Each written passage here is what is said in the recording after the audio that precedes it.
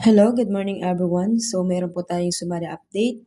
55 Nation, February 7, 2026. So February 7 ngayon guys.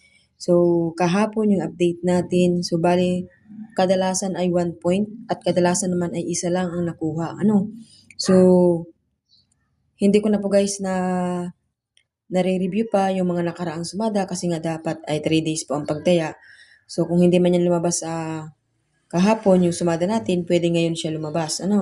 So may bagong sumada tayo ngayon, maaaring nagbago na yung sumada natin. Siyempre, bawat labas ng numero ay magbabago talaga guys ng sumada.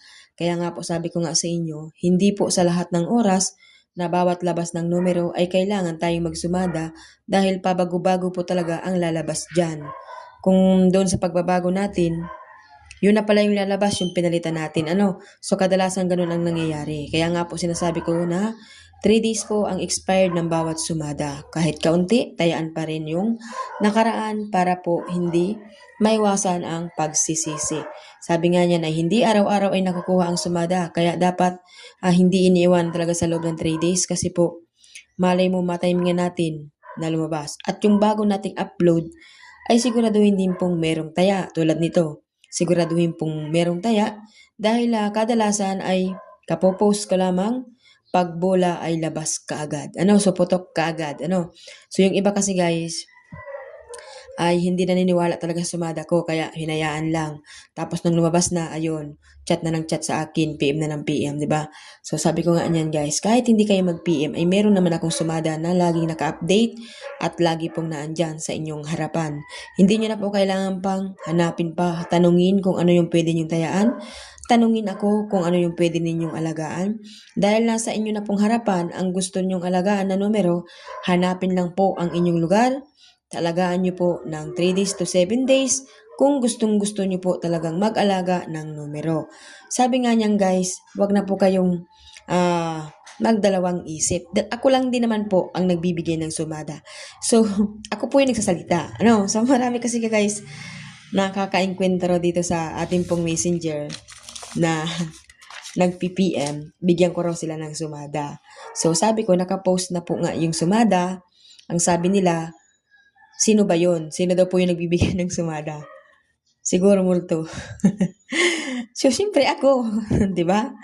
Kung ano yung nasa Facebook profile, ano yung nasa Messenger, iisa lang yung tao dyan, guys. Wala pong nagbibigay ng multo. Buhay na buhay ako, guys. Bakit ganoon? Bakit mayroong nagtatanong sa akin na iisa lang daw ba yung nagbibigay ng sumada doon sa post or sa Messenger? Bakit sa Messenger ba mayroong bang magic? Wala. Wag niyo ako guys hanapin ng hihingi kayo ng sumada dahil naandyan na po sa inyong harapan. Iisa lang po nagbibigay through Messenger at sa Facebook. Iisa lang po ako. So, hindi po ako kambal.